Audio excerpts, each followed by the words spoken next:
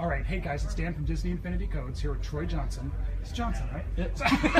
Wait a second. And so we're going to have to look at like all the 3.0 characters released, and to make it easier to show off how they can fight and all that kind of fun stuff, Troy's thrown together a quick button because he's, you know, the Toy Box master. He's on the Toy Box team, and he said he'd make it easier to like quickly with 3.0 and like some of the new.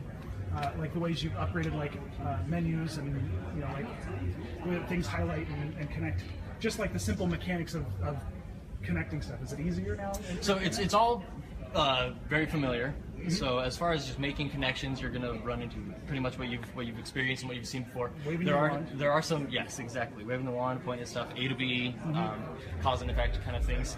But there have been some improvements to the menu flow in some cases, and to how some of the properties work.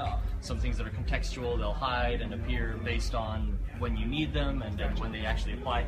But as a general rule, it's going to be really familiar. Gotcha. So I'm going to do something that's fairly simple as far as what most people would probably be able to jump in and just do immediately for getting some characters to generate, or some enemies to generate. And so, just curious, when message received and it's listening on all the playsets, is there a reason for that? What are all these?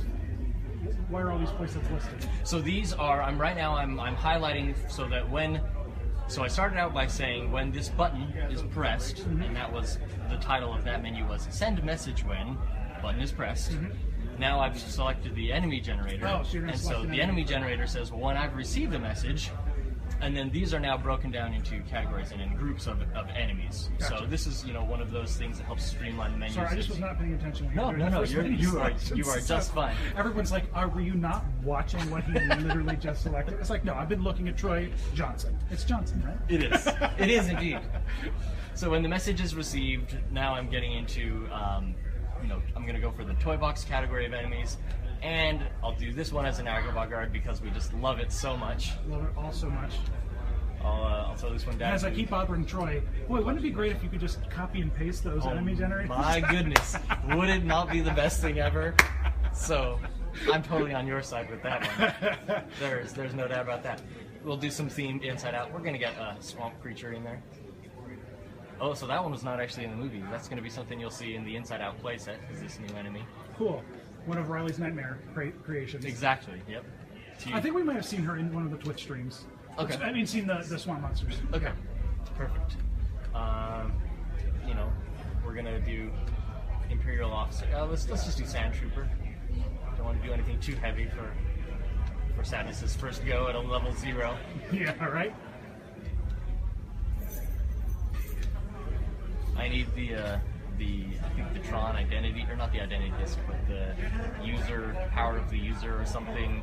Maybe the Mickey's Mickey Sorcerer hat to get some experience boosts here, but don't have those power discs on. I wonder if any of those power discs, the costume change discs have a bonus.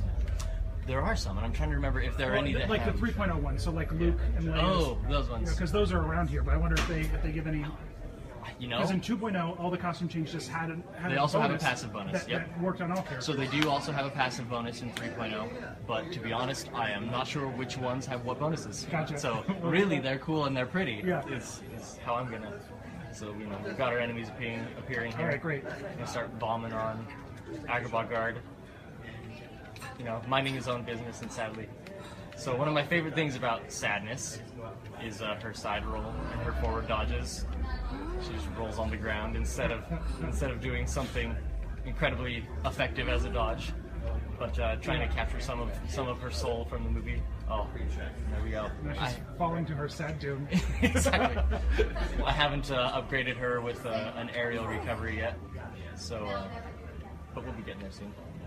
Oh, I think I got this Sand Trooper using my memory orbs. See if I can hit this button from afar. Oh yeah, this is my other favorite. Block breaker move. It's funny that you set this up because I remember, like, because through the website we do a lot of character guides, and just to make life easier on on ourselves, we have some spark generators, but I'm really bad at spark generators. And so, at least I was at the beginning, and Sure. so I had developed one of the most complicated systems of spark generating ever, because I just wasn't also familiar with all the toys. Yep. It was actually pretty much my first go at making a toy box, was making this gauntlet for characters to test their speed, test their damage, that kind of stuff. But so I had made this gigantic valley that had various levels of stacked enemy generators, and then all those were then triggered by a button, and then at the bottom of the valley was a big lava pit.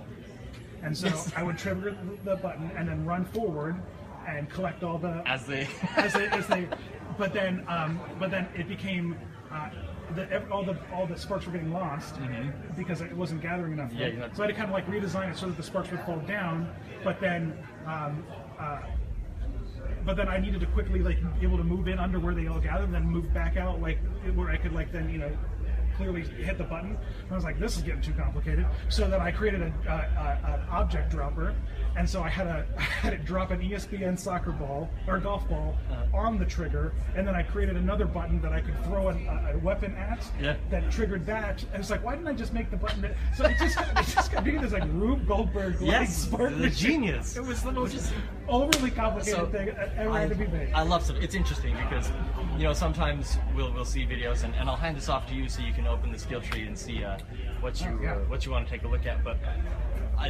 sometimes we think, people creating spark generators, is that a bad thing if they're like gaming the system?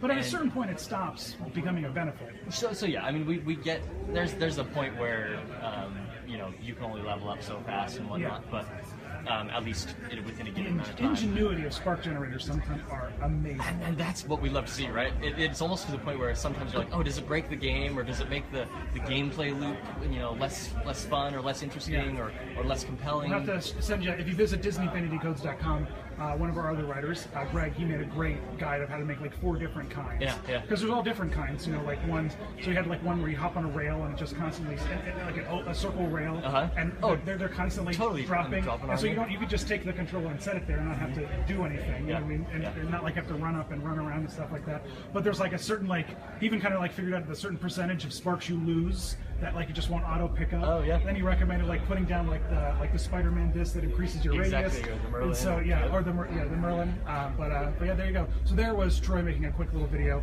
We're gonna give Sadness her own little treatment right now. So, but thanks for watching.